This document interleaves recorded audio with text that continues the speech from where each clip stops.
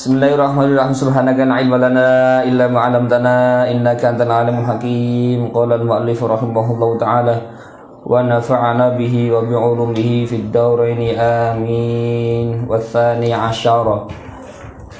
Benar nggih? Wa tsani 'asyara ayajtaniba mawadi'at tuhami wa in ba'udat fala yaf'alu syai'an yatadammanu naqsa muru'atin wa yustankaru zahiran wa in kana jaizan batina. Yang ke-12 dari adabnya, etikanya seorang alim pada dirinya. Sekali lagi saya ulangi bahwa kita ini ngaji nih.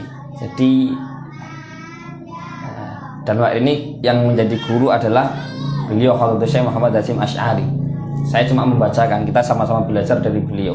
Semoga diakui murid beliau. Yang ke-12 dari adabnya seorang alim itu ayajtaniba mawadi'at tuhami wa in ba'udat. Hendaknya seorang alim itu menjauhi tempat-tempat yang atau tempat ataupun keadaan atau posisi apapun yang menjadikan orang itu berburuk sangka. Tempat-tempat timbulnya sakwa sangka, tempat-tempat timbulnya bisa disuudzoni lah. Wa in ba'udat, meskipun jauh, artinya tuh salah sangkanya kemungkinannya kecil. Kemungkinan dari hendaknya seorang alim ini tidak kemudian melakukan atau ke tempat yang orang jadi ya gimana, jadi kayak suudzon, mosok wong alim ke sana. Maka fala yaf'alu syai'an yatadammanu naqsa muru'atin wa yustankaru dhahiran wa in kana jaizan batin. Maka seorang alim ini hendaknya tidak melakukan sesuatu yang memuat, yang bisa atau yang memuat atau menyimpan bisa mengurangi muru'ah, mengurangi marwah, harga diri, dan dianggap mungkar secara zahir, secara kasat mata itu gak apik, meskipun wa in kana jaizan batinan, meskipun secara sebenarnya boleh-boleh saja, tapi secara nampak ini tidak baik.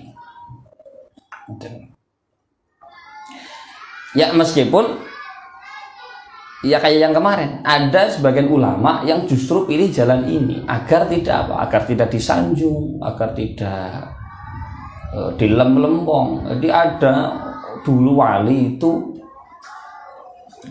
jalan-jalan di kampung bawa botol isi air, botol minuman keras diisi air putih, berlagak kayak orang toyang itu gitu.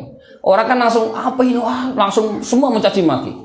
Dan itu yang diharapkan memang. Jadi ketika orang sudah ada nggak yang nyanjung, sudah mencaci maki itu, kemudian ya sudah, saat itulah kemudian beliau merasakan nyamannya kesendirian bersama Allah. Ada yang pilih jalan itu. Tapi berarti orang yang pilih jalan begini ini memberikan manfaatnya kepada umat bukan lewat jalan ta'lim wa ta'alum, bukan lewat jalan mengajar, memberikan ilmu, tidak, lewat mendoakan. Dia cari selamat penyakit hatinya, kemudian pilih mendoakan orang-orang yang lain. Tapi seorang alim yang memang agar ilmunya bermanfaat kepada umat, ya hendaknya menjauhi hal-hal yang bisa bikin orang itu jadi salah sangka atau berburuk sangka.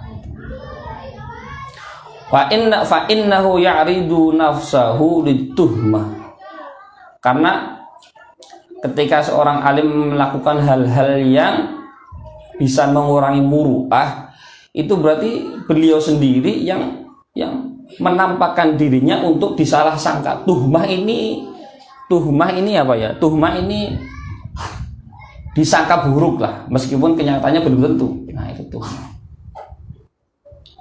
Jadi seorang alim yang melakukan hal-hal yang demikian, itu justru dia sendiri yang menampakkan dirinya untuk disalah pahami. Wa irdahu lil waqi'ah, dan dia sendiri yang menampakkan harga dirinya untuk dirasani, dihibah, digremeng-gremeng. Wa yuqi'un nasa fi dzununil makruhah, dan menjadikan manusia-manusia yang lain justru terjerumus kepada prasangka-prasangka yang tidak baik. Kan orang jadi suudzon, orang jadi berbuat dosa atas dirinya, kan begitu. Ada seorang alim kemudian melakukan hal-hal sing gak pantas. Meskipun secara batin dia tahu boleh misalkan. Nanti orang jadi suudzon kepada beliau. Nah, ini menyebabkan orang-orang jadi pada punya prasangka-prasangka tidak baik. Wa ta'simil waqi'ah, dan orang justru jadi terjerumus kepada dosa karena menggunjing beliau. Nah, hendaknya seorang alim jangan begitu. Ya berlaku awam selayaknya saja. Maka fa in ittafaqa syai'un min dzalika li hajatin aw nahwiha akhbara man syahadahu bi hukmihi wa bi udhrihi wa maqsudihi. Maka ketika atau jika delalah itu kebetulan harus melakukan itu karena suatu hajat, kebetulan harus ada keharusan delalah itu kok kudu ning kono misalkan karena sebuah kepentingan, maka akhbara man syahadahu, maka hendaknya dia memberikan kabar, memberikan kepada orang yang melihatnya, oh ini begini kasihnya, aku kayak ngene diterangno. Tujuannya apa disampaikan. Kaila ya'sama bisa babihi, agar orang tidak berdosa atas perlakuan seorang alim yang melakukan hal-hal yang menjadikan orang buruk sangka, kan jadi buruk sangka, kan dia jadi dosa atas, maka hendak disampaikan sebab-sebabnya. Aw yanfiru anhu fala yantafi'u bi ilmihi, atau justru orang jadi lari karena melihat yang katanya ustadznya, yang katanya kiainya, tapi ternyata melakukan hal-hal yang tadi, hal-hal yang dianggap kurang layak. Akhirnya enggan mengaji dengan beliau, enggan belajar dengan beliaunya. Dan waliyastafidal jahilubi, dan agar orang-orang bodoh tetap bisa beristifadah, tetap bisa mengambil faidah, tetap bisa mengaji dengan beliau. Ini orang alim nih, bukan kulo lah, kulo saya senang itu sih. Jadi menjaga muru'ah untuk tidak melakukan hal-hal yang layak itu apa? Layak itu kan relatif. Bagi orang yang alim itu buka peci saja di tempat umum sudah nggak layak, sudah nggak pantas. Itu boleh-boleh saja, tapi sudah nggak pantas. Atau tiba-tiba tongkrong di perempatan gitaran itu sudah nggak pantas. Jadi relatif, kan orang itu bisa menilai ini nggak pantas, ini pantas, dan tidak ini dianggap mungkar secara zahir, dianggap nggak baik. Itu dijauhi. Seorang alim hendaknya menjauhi hal-hal itu. Walidha qala an-nabiy sallallahu alaihi wasallam li rajulaini ra'ayahu yatahaddatsu ma'a Safiyyah thumma ajaza ala rislikuma annaha Safiyyah binti Huyai, Lah atas dasar ini, mengapa Kanjeng Nabi Muhammad SAW menegur ketika ada dua orang yang melihat Kanjeng Nabi sedang ngobrol sama Safiyyah? Ya barangkali bercadar nggak kelihatan kan, cara kasarnya ngerti Kanjeng Nabi kayak ngobrol kalau cewek, gitu. Kemudian kedua orang ini terus acuh dan berjalan begitu saja mengabaikan Kanjeng Nabi. Masuk Kanjeng Nabi kok ngobrol karo wong itu enggak jelas. Ala rislikuma anna Safiyyatu bintu Huyai. Sing alon-alon iku kuwi Safiyyah binti Huyai, istri beliau gitu. Nah, ini tuhmah begitu. Jadi ketika Kanjeng Nabi dirasa perlu yaitu ngobrol dengan Safiyyah, sehingga orang bikin salah paham, maka diterangkan bahwa ini adalah Sofia, ini istri saya. Ya. Orang alim begitu, ketika mau melakukan hal-hal yang nanti orang timbul salah paham, terangkan maksudnya, katakan ini sebenarnya begini. Thumma qala inna syaitana yajri min ibni adama majrad dammi fa khiftu ay yaghlifa fi qulubikuma syai'an fatahlika. Kemudian Kanjeng Nabi bersabda, sesungguhnya syaitan ini mengalir atau berjalan di Ibnu Adam seperti aliran darah atau sangat halus artinya. Maka fakhiftu ayaghlifa fi qulubikuma, maka aku khawatir di dalam hatimu kemudian timbul tuduhan-tuduhan yang macam-macam. Maka fatahlika, maka kedua kamu akan justru akan binasa, akan rusak karena punya suudzon yang enggak baik-baik. Makanya diterangkan Kanjeng Nabi, oh ini Sofia istriku, kamu pelan-pelan dulu, jangan langsung mengejas seseorang atau menganggap saya ini bagaimana, ini adalah Sofia istriku. Saya khawatir, setan itu halus sekali, maka aku khawatir kemudian timbul prasangka-prasangka tidak baik, bahaya itu. Nah, atas dasar inilah kemudian seorang alim jika dirasa perlu melakukan hal-hal yang bisa timbul disalahpahami, ya sampaikan. Jadi misalkan sampaikan perlunya apa, sampaikan kepada umat agar tidak jadi beban dirasani di sana sini. Kasihan yang ngerasani jadinya. Karena perilaku seorang alim, perilaku seorang ulama, umat yang awam jadi ngerasani terus beliau atas perilaku beliau sendiri. Sampaikan jika perlu, dirasa perlu, maka sampaikan. Wa tsalitsa asyara ayyuhafidhu 'ala al-qiyami bi sya'airil islami wa dhawahiril ahkami.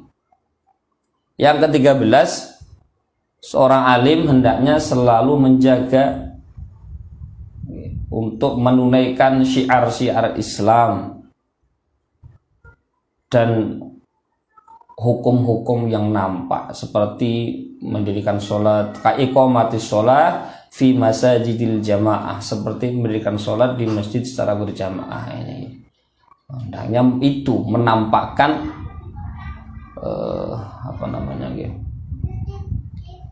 komitmen tentang syariat-syariat atau syiar-syiar Islam. Wa ifsa'is salami lil khawasi wal awam, dan menebar salam kepada baik orang-orang khusus maupun orang awam. Ini kadang-kadang berat seorang yang sudah diuji, dikasih ilmu, dikasih kedudukan, untuk tegur sapa orang-orang yang dianggapnya tidak selevel, itu kadang-kadang beban. Mestinya sana yang salam kepada saya, masa saya? Nah itu loh, itu penyakit itu bahaya. Dan seorang alim pun menebar salam kepada siapapun, baik sama yang orang sak level, sama-sama orang khusus ataupun orang-orang yang awam sekalipun. Nah, gunanya begitu, menghidupkan syiar-syiar Islam, ditampakkan. Wal amri bil ma'ruf wan nahyi 'anil munkar ma'as sabri 'alal adza. Dan amar ma'ruf dan mencegah kemungkaran dengan sabar atas hal-hal yang menyakitkan. Shadi'an bil haqqi 'indal kibriya, dan tetap membela yang hak ketika di dekat orang-orang yang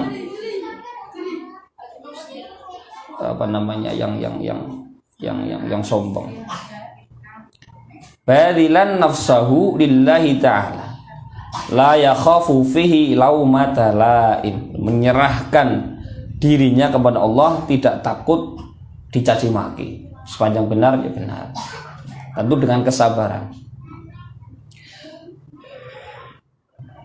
Lagi jadi berat nih, jadi orang alim itu berat tanggung jawabnya. Ada pedus 13 masih lanjut terus ini. Insyaallah. Zakiran qaulahu ta'ala, dan mengingat firman Allah, wasbir ala ma asabaka inna dzalika min azmil umur. Allah sendiri berfirman, wasbir ala ma asabaka inna dzalika min azmil umur, dan bersabarlah ala ma asabaka, atas apa yang menimpamu, apapun yang menimpamu. Inna dzalika, karena sebenarnya sabar itu min azbil umur, dari kokoh-kokohnya segala sesuatu. Ingat-ingat terus, wasbir ala ma asabaka inna dzalika min azbil umur. Ya dakwah ya begitu. Asabaka inna dzalika min azmil umur. Enggak ada harokat ya, Pak? Yang cetakan baru ada nih. Yang pakai tulisan tangan itu film gitu. Surat Luqman ayat 17 ada fotonya. Luqman ayat 17 gitu. Wasbir ala ma asabaka inna dzalika min azmil umur. Jadi memang realitanya amar ma'ruf dan nahi mungkar itu lebih mudah amar ma'ruf. Ngangkon baik, ngajak itu kan mudah. Tapi yang mencegah, nah itu yang berat. Jarang-jarang orang itu berani ambil risiko apapun. Lebih mudah kalau ngajak api kan ngajak api. Yang penting ngajak. Nah, gak gelem ya sakarepe ngajak. Tapi kalau nahyu 'anil munkar itu yang harus siap dicaci maki, siap pokoknya serahkan semuanya kepada Allah, tidak takut apa. Wa ma kana Rasulullah sallallahu alaihi wasallam wa ghairuhu minal anbiya'i alaihi minas sabri 'alal adza. Dan seorang alim mengingat-ingat apa yang terjadi kepada Rasulullah sallallahu alaihi wasallam dan yang lain dari para nabi, yaitu mengingat apa yang terjadi atau menimpa Rasulullah dan nabi-nabi yang lain berupa kesabaran atas adza atau atas disakiti lah, cobaan-cobaan.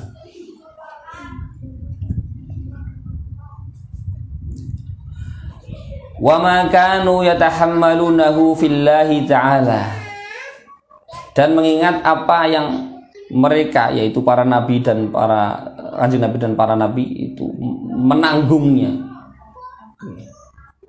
seperti misalkan min ingkari atsba'ihim alim, seperti pengikutnya itu ingkar, gak mau. Bahkan ada nabi yang hanya punya umat satu tok. Nabi loh, nabi ceramahin belas gak ada yang percaya, main satu tok itu.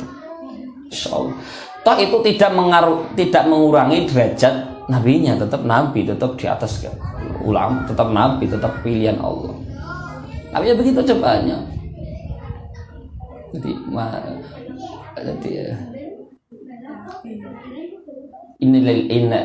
apa namanya? Ada nabi yang sama sekali tidak dibenarkan kecuali oleh satu orang, untuk umat satu.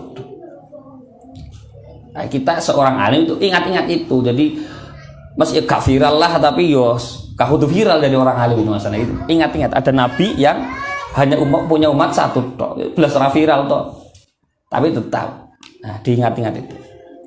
Misla qasasi Adam ma banihi, seperti contoh kisah-kisah Nabi Adam, cerita Nabi Adam bersama keturunannya, kisah yang menimpa Habil dan Qabil, pertumpahan darah, itu diingat-ingat gitu. Azan nggih.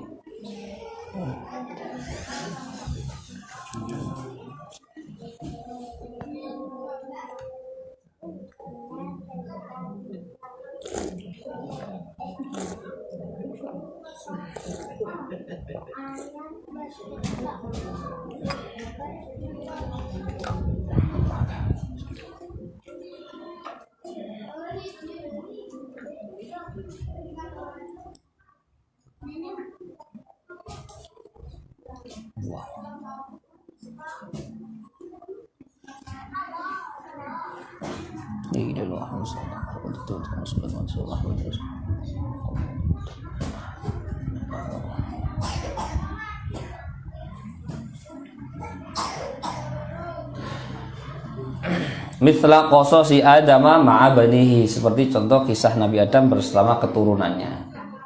Wasyitha ma'a qaumihi, dan Nabi Sis bersama kaumnya. Ini kurang Nabi Sis bersama kaumnya. Tapi saya kurang tahu cerita kaum Nabi Sis itu seperti apa. Wa Nuh wa Hud wa Shalih ma'a qaumihim, seperti contoh kisah Nabi Nuh, Nabi Hud, Nabi Shalih bersama kaum-kaumnya. Nabi Nuh juga sangat luar biasa dakwahnya. Ketika beliau menerima wahyu untuk bikin kapal itu, wah digegui itu. Di musim kering kerontang kok gawe nopo, gawe perahu. Jadi ini perahu yang di PPC di apa kalau sama kaumnya. Luar biasa. Wa Ibrahim ma'an Namrud wa abihi, seperti contoh Nabi Ibrahim bersama Raja Namrud dan abihi, bapaknya. Meskipun bapak ini masih ikhtilaf bainal ulama, ada yang mengatakan ini bukan bapak kandung.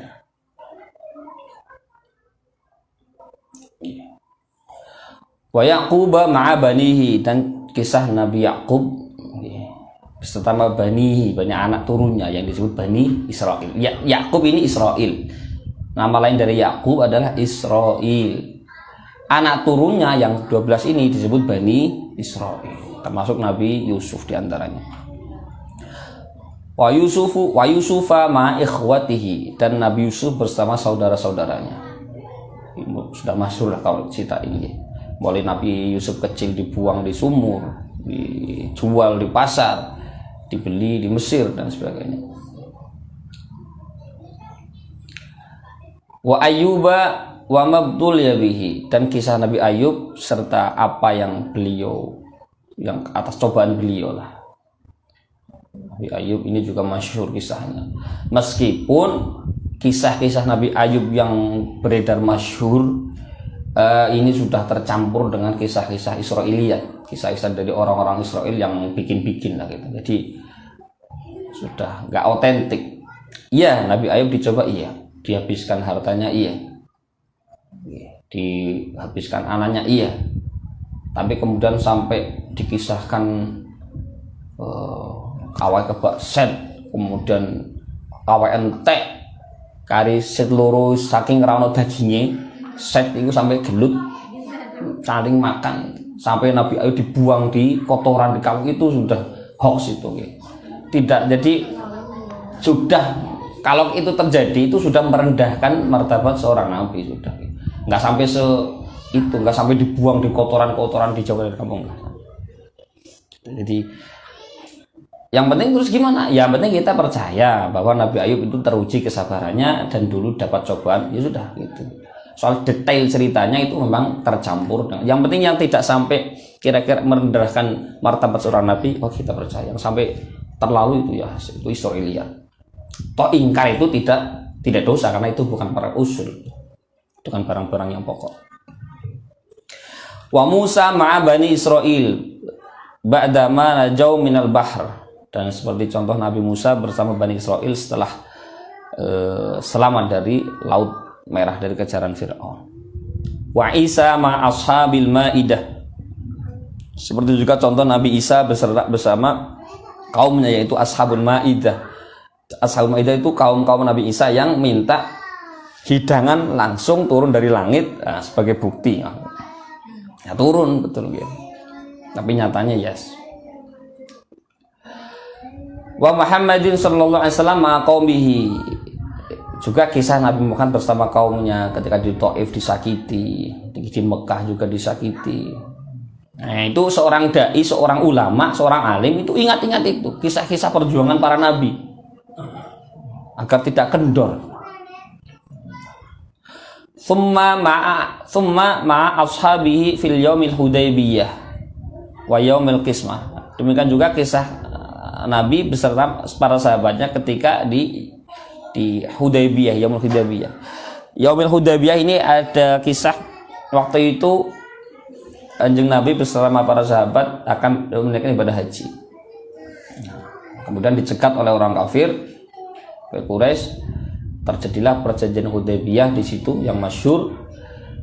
Di antara perjanjian Hudaybiyah ini yang secara kasat mata ini munculnya jose Kanjeng Nabi di sini, bahwa Kanjeng Nabi itu muncul nubuahnya di sini. Di antara isi perjanjian Hudaybiyah ini secara kasat mata merugikan Kanjeng Nabi, merugikan umat Islam. Pertama, jelas gencatan senjata selama 10 tahun, itu sepakat sama orang kafir.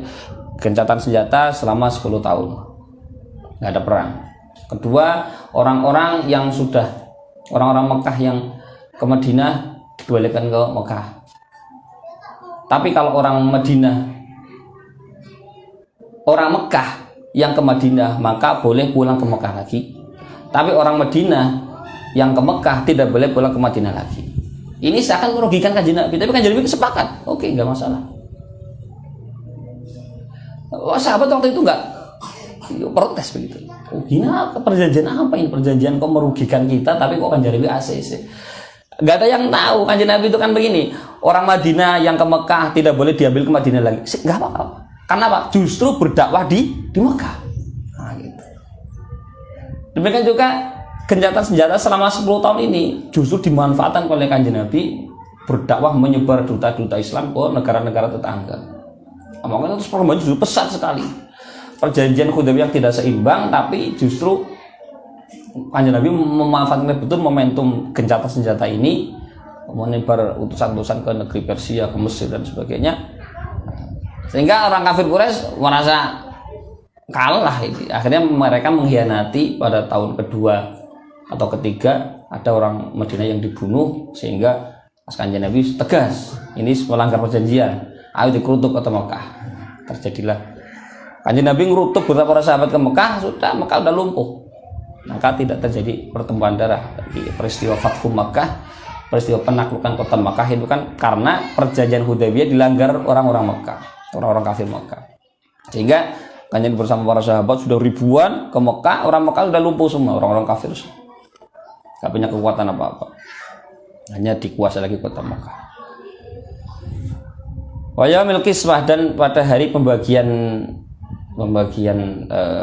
hargu khodimah, pembagian jarahan perang, ya, sempat ada pertikan-pertikan gitu pembagian.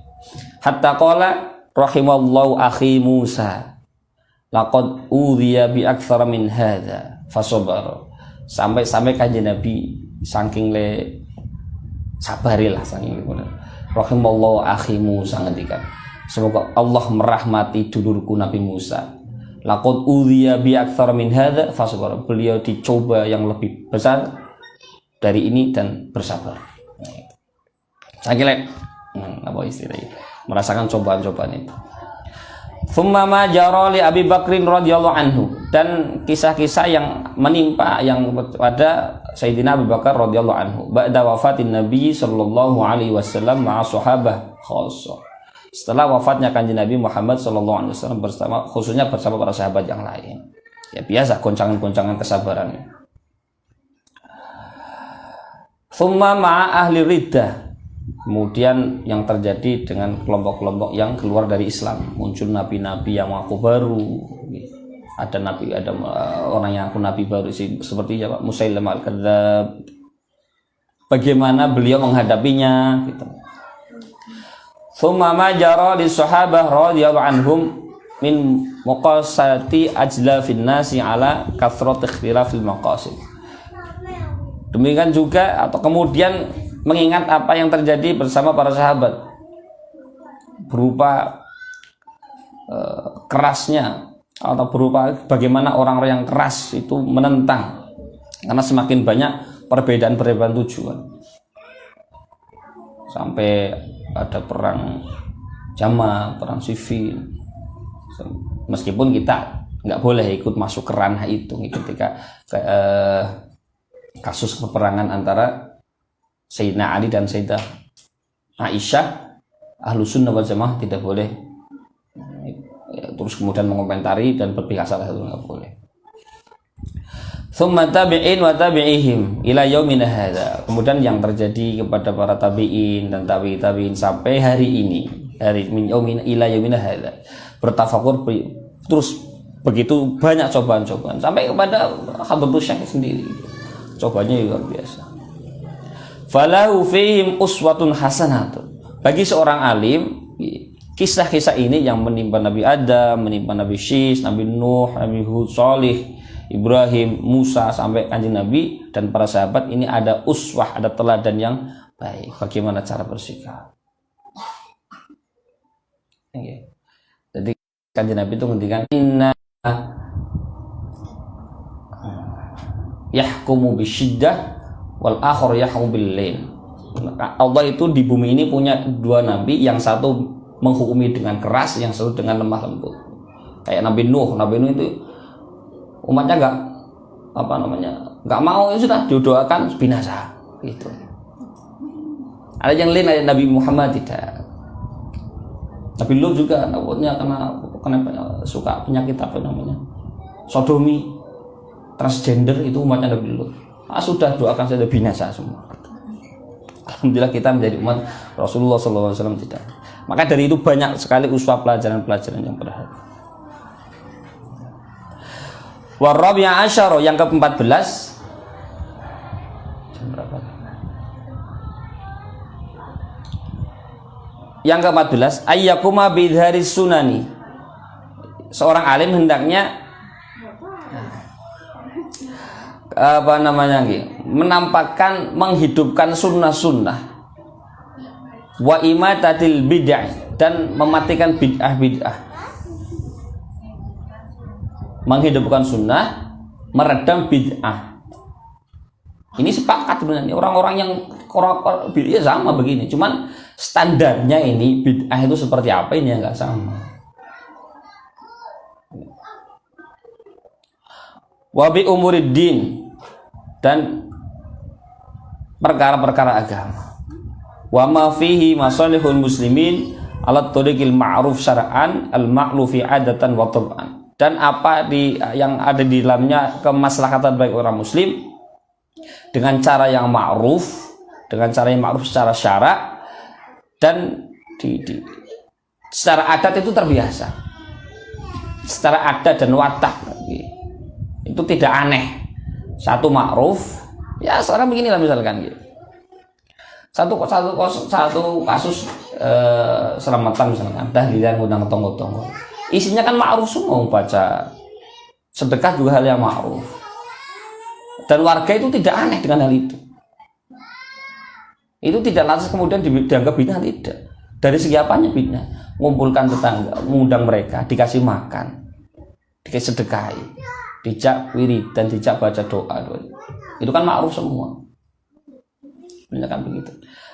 Ma'ruf, dan secara adat dan akal sebenarnya ini menerima, ini hal yang ma'ruf juga.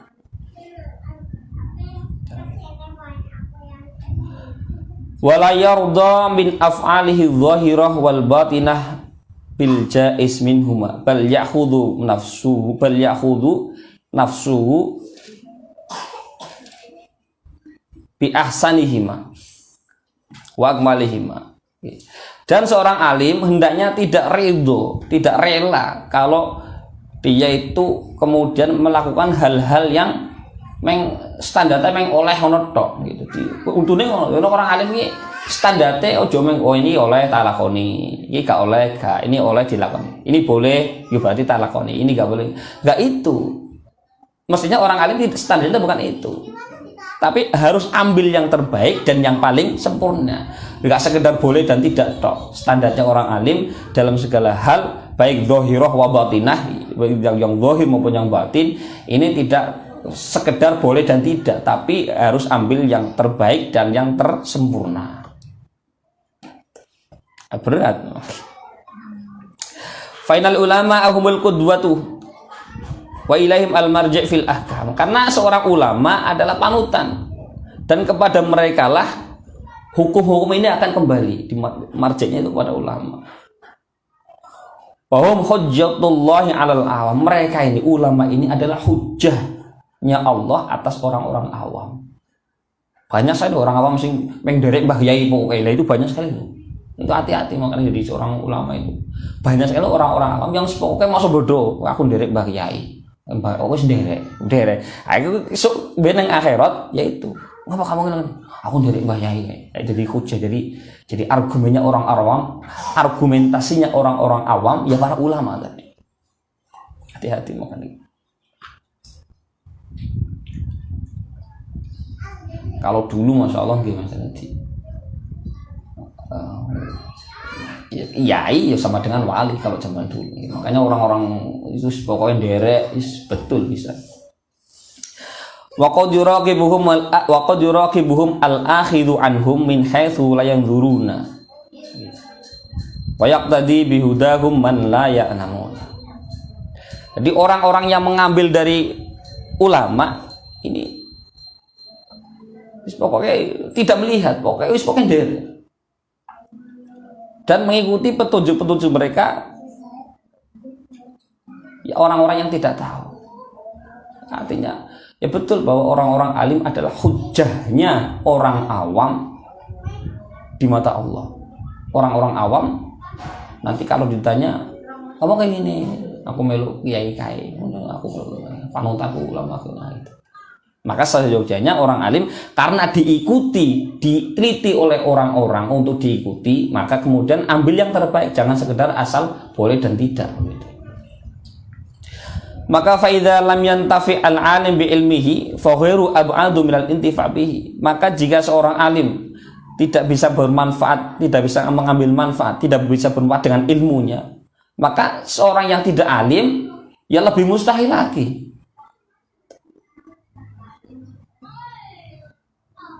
Yang orang alim saja, yang punya ilmu saja tidak bisa ambil manfaat, apalagi orang yang tidak alim.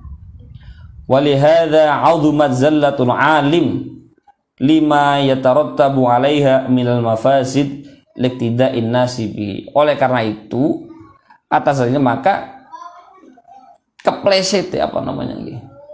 Ya kepleset, tergelincirnya orang alim ini bahaya besar. Karena sesuatu yang timbul efeknya nanti. Banyak yang mengikuti, manusia mengikuti. Alasannya ya memang tadi karena orang alim itu hujjah bagi orang awam. Alasannya memang aku melu iku. Makanya iku kepleset. Makanya berarti iso satu generasi kepleset kabeh. Tapi kalau orang bodoh ya udah kepleset berdiri saja, tidak jegur dewe. Tapi kalau orang alim sedikit saja kepleset sedikit tergelincir diikuti oleh orang yang lain, nah itu bahaya. Bahaya besar kesalahan orang alim itu bahaya karena efek yang timbul dari itu, karena mereka itu sebagai panutan. Wal khamisah asyara wallahu ta'ala.